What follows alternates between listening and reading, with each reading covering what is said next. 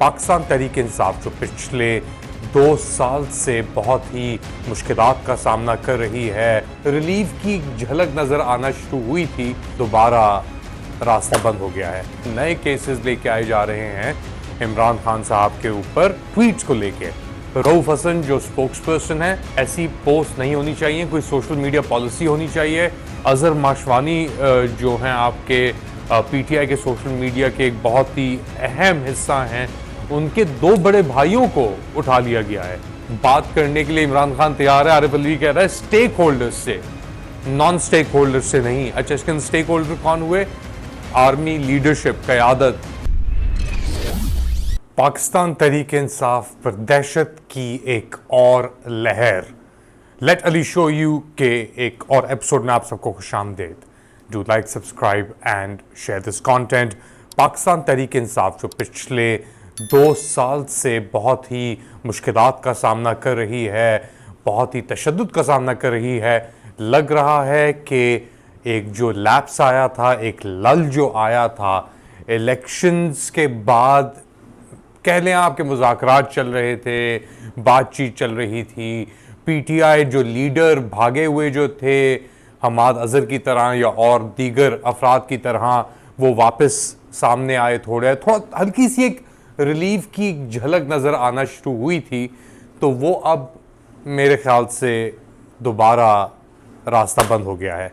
और वो मैं क्यों कह रहा हूँ बंद हो गया है, क्योंकि अब बात हो रही है नए केसेस लेके आने की इमरान खान साहब के ऊपर। जो उनकी ट्वीट्स या जो पोस्ट आई थी उनकी एक्स पे, उसको लेकर राना सनाउल्लाह साहब जो पाकिस्तान मुस्लिम लीग नवाज के एक बहुत ही बड़े लीडर हैं, आप कह लें, फॉर्मर इंटीरियर मिनिस्टर भी रह चुके हैं पीडीएम 1 के अंदर। उनकी कारकर्दगी हमारे सामने है। करप्शन स्कैंडल्स की बात हो रही है, मगर उन्होंने भी कहा है, उनका दावा है कि जी नए केसेस लेके आए जा रहे हैं इमरान खान साहब के ऊपर ट्वीट्स को लेके। ये जो पोस्ट वो कर रहे हैं एक्स पे, इनको लेके। अच्छा, ये पोस्ट अब एक बड़ा इशू बन के आ गई हैं। डिविजन्स इन पोस्ट को लेके सामने पस मंज़र आ गई हैं पाकिस्तान तहरीक इंसाफ में।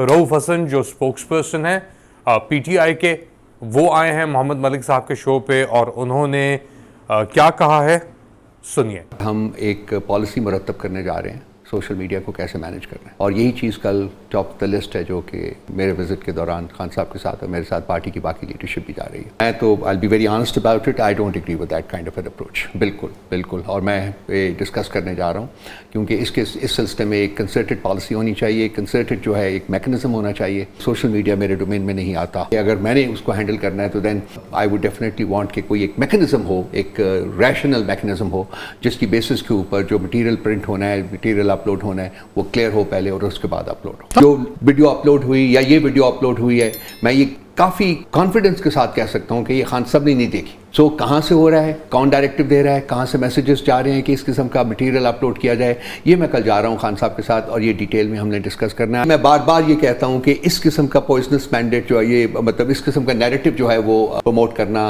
वो मेरा नहीं ख्याल कि पार्टी के हक में जाएगा। जी, तो ये थे रऊफ हसन साहब, और ये कह रहे हैं कि ऐसी पोस्ट नहीं होनी चाहिए, कोई सोशल मीडिया पॉलिसी होनी चाहिए।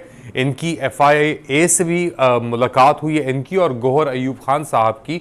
एफआईए से इन ट्वीट्स के हवाले से एक तवील मुलाकात हुई है। इस्लामाबाद हाई कोर्ट ने ऑर्डर्स इशू किए थे कि आप मिलें जाके, बिल्कुल, मगर ये भी उन एफआईए से कहा गया था कि आप जो रऊफ हसन साहब हैं या गौहर अयूब खान साहब हैं, इनके ऊपर आप कोई जोर नहीं डालेंगे या इनको प्रेशराइज नहीं करेंगे या इनसे कुछ बदतमीजी नहीं करेंगे।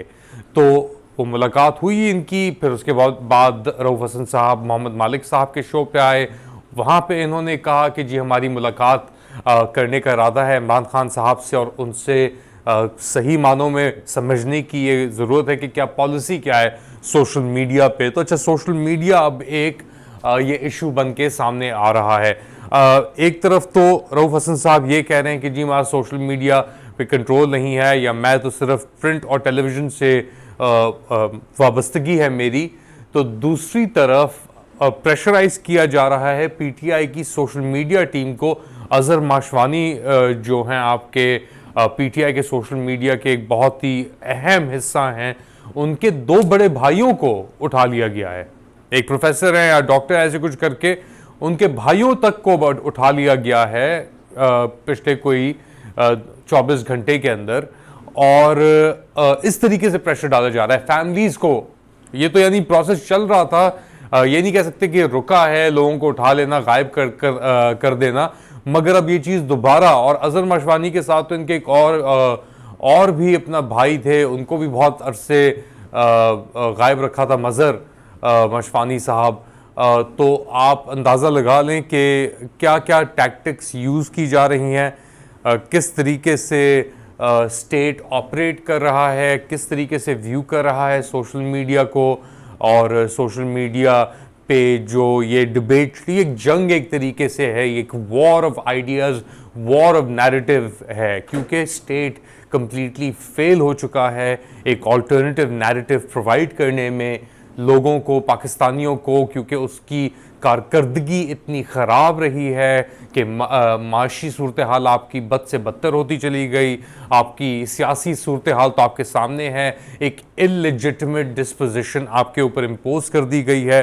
और अब वो जो इलीगल डिस्पोजिशन है उसको खुद नहीं पता कि वो किस तरीके से ऑपरेट करे, तो वो फैशिज्म के अंदर लेजिटिमेसी की नामौजूददी होने के बायस वो अब जोर दबाव, जोर धड़ल्ले से, फैशिज्म से कंट्रोल करने की सिचुएशन कर रही हैगी, मगर फिर भी नहीं हो रही। और क्या कर रही है वो? ये डिस्पेंसेशन जो है ये इम्पोज कर रही है ड्रैकोनियन लॉज और लेजिस्लेशन, जिसके तहत फ्री स्पीच, जिसके तहत ये कॉन्वर्सेशन इलीगल डिक्लेयर की जाए as per the laws of Pakistan. तो किसी भी तरीके से डिसेंट को मज़ल किया जाए, ये समझते हैं कि ये फायर वॉल क्रिएट करके या बड़ी चीज़ें करके या ये इकदाम लेके एक लेजिस्लेशन पास करके ये सिचुएशन को कंट्रोल कर लेंगे। ये अभी तक 2 साल हो गए इनको ये ज़ोर दबाव तशद्दुद करते हुए, और अभी तक इन्होंने कंट्रोल नहीं किया सिचुएशन। तो क्या आगे जाके किस तरीके से कंट्रोल करेंगे और क्या तशद्दुद बढ़ाएंगे? और यही हो रहा है, यही हो रहा है। अब ये चीज़ पीटीआई तक महदूद नहीं रही, ये पीटीआई के कारकुनों तक महदूद नहीं रही, ये उनकी फैमिलीज तक महदूद नहीं रही, ये अब बात अवाम में खुल के आ गई है सामने। और यही हर कोई कह रहा है, यही हर कोई बार बार रिपीट कर रहा है कि भाई wake up and smell the coffee, the smell the यानी जो आप ये जो स्टेंच है, ये जो बदबू है जो ये फ़िज़ा में फैल चुकी है, इसको हर कोई तो सूंघ रहा है, हर कोई महसूस कर रहा है, हर कोई तंग भी बहुत हो गया है इससे, मगर जो लोग इसको फैला रहे हैं उनको एहसास नहीं है। उनके नाक बंद हैं, उनके हाथ बंद हैं, उनकी आंखें बंद हैं, उनके कान बंद हैं।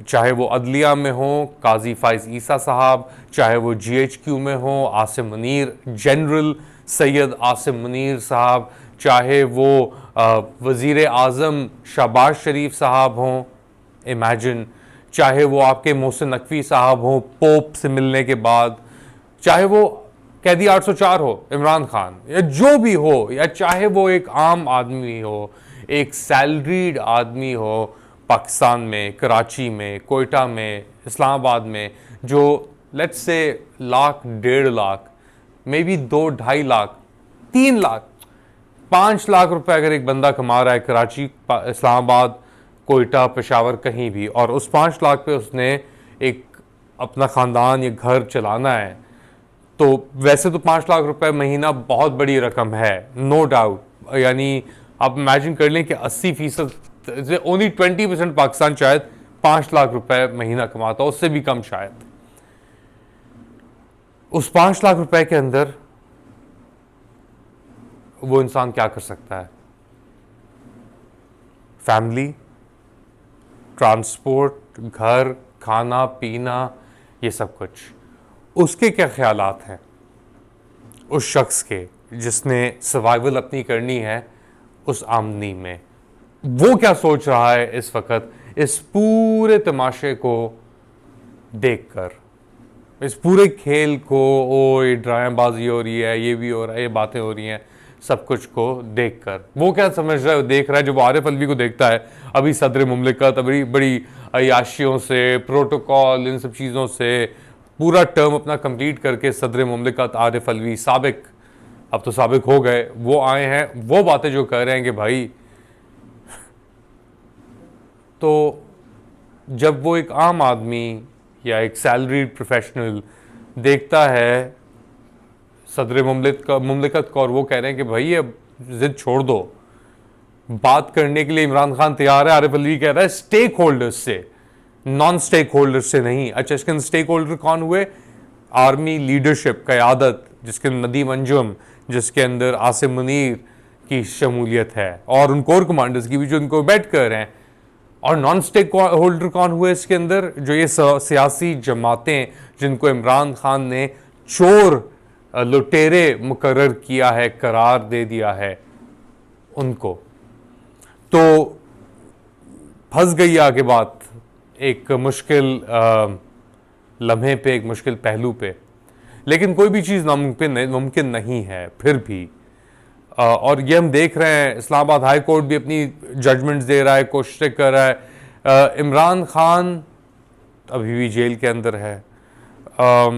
अब तो यानी डेली रनिंग तबसरा बन गया इमरान खान, इमरान खान, इमरान खान। यार हद हो गई है वाकई में। Honestly speaking, it's just enough. माफ़ कर दो भाई, लोगों के धंधे, काम, रोज़गार, सब चीज़ें फंसी हुई हैं। इतना ऑब्सेशन इमरान खान के चक्रों में पूरे मुल्क की वाड़ आपने यानी मार दी है बिल्कुल ही। तो हाथ पाँव जो जोड़ सकते हैं, जो आपसे मेहनत कर सकते हैं, प्लीज़ ये ऑब्सेशन छोड़ दें। बिकॉज आप 1971 से भी डरते हैं। आप डर के अंदर अपने दरवाजे जो है ना बंद करने से, ऑस्ट्रिच सिंड्रोम पैदा करने से हकीकत तब्दील नहीं हो जाती। आपके मसले नहीं चले जाएंगे इमरान खान को गायब करने में, या जेल में बंद करने में, या मार भी देने में। Let's be honest, I am sure it's cross your mind, you know, you are in the business of war. But the fact is, हकीकत ये है कि ये मसला इमरान खान का अब नहीं है। ये मसला आपका है, अवाम का है, और पाकिस्तान का है। तो I think a decision has to be made। और मेरे ख्याल से इसीलिए शायद थोड़ी एक हलचल है, एक एहसास है कि कुछ होने वाला है। क्या होने वाला है मैं नहीं कह सकता, but there is this fear that पीछे आगे इतनी चीज़ें बिगड़ चुकी हैं, अगर पोप तक पहुंचना है सहारा लेने के लिए, बात करने के लिए। खैर, anyways, what do you guys think? Let me know in the comment section. Do like, subscribe and share this content. अपना ख्याल रखिएगा। अगली बार तक अल्लाह हाफिज़।